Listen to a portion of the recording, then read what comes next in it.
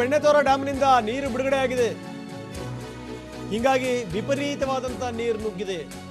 ಹಳೆ ಹೆಬ್ಬಾಳ ಗ್ರಾಮ ಸಂಪೂರ್ಣ ಜಲಾವೃತಗೊಂಡಿದೆ. ಬೆಣ್ಣೆತೋರ ಆರ್ಭಟಕ್ಕೆ ಕಲಬುರಗಿ ನಲಿಗೆ ಹೋಗಿದೆ ಒಂದು ಲೆಕ್ಕದಲ್ಲಿ.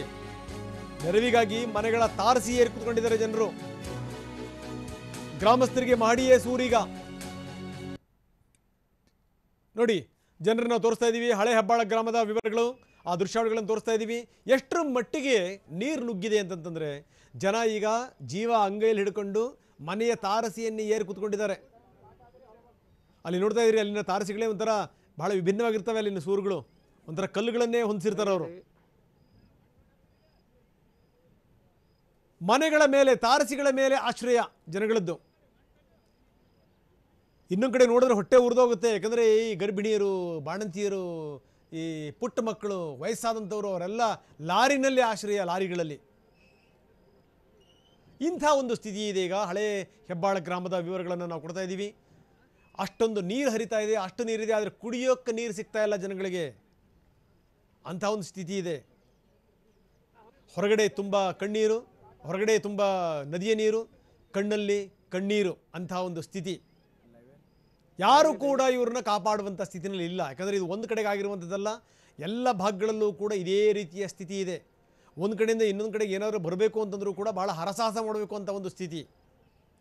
ಹೀಗಾಗಿ ಇದುವರೆಗೂ ಕೂಡ ಗ್ರಾಮಕ್ಕೆ ಅಧಿಕಾರಿಗಳು ಭೇಟಿ ಕೊಟ್ಟಿಲ್ಲ. ಯಾರೇನೇ ಫೋನ್ ಮಾಡಿದ್ರು ಕೂಡ ಯಾರೂ ಕೂಡ ಸ್ಪಂದಿಸ್ತಾ ಇಲ್ಲ. ಬೆಣ್ಣೆತೋರ ಡ್ಯಾಮ್ನಿಂದ ಇದ್ದಕ್ಕಿದ್ದಂಗೆ ನೀರು ಬಂತು. ಜನಗಳಿಗೇನು ಅದ್ರ ಬಗ್ಗೆ ವಿವರಗಳೇ ಇರಲಿಲ್ಲ. ಒಂದು ಲೆಕ್ಕದಲ್ಲಿ ಜನಜೀವನ ಕೊಚ್ಕೊಂಡು ಹೋಗ್ತಾ ಇದೆ. ಮನೆಗಳಿಗೆ ಎಷ್ಟರ ಮಟ್ಟಿಗೆ ನೀರು ನುಗ್ಗಿದೆ ಅಂದರೆ ಇದನ್ನು ಸರಿ ಮಾಡುವಂಥ ಬಗೆ ಹೇಗೆ?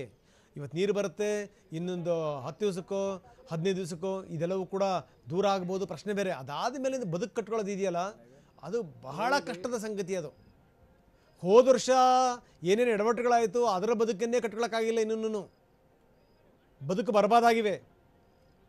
ಇಂಥ ಸಂದರ್ಭದಲ್ಲಿ ಮತ್ತೊಂದು ಆಘಾತ ಈಗ ಎದುರಾಗಿದೆ, ಅದು ನೀರಿನ ಮುಖಾಂತರ.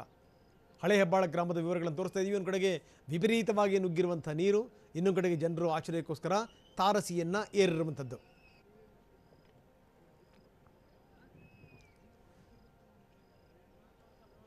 ಜನರು ಕೂಡ ಯಾರಿಗೂ ಕರೆ ಮಾಡಲಿಕ್ಕೆ ಟ್ರೈ ಮಾಡ್ತಾ ಇದ್ದಾರೆ, ಆದರೆ ಆಗ್ತಾ ಇಲ್ಲ.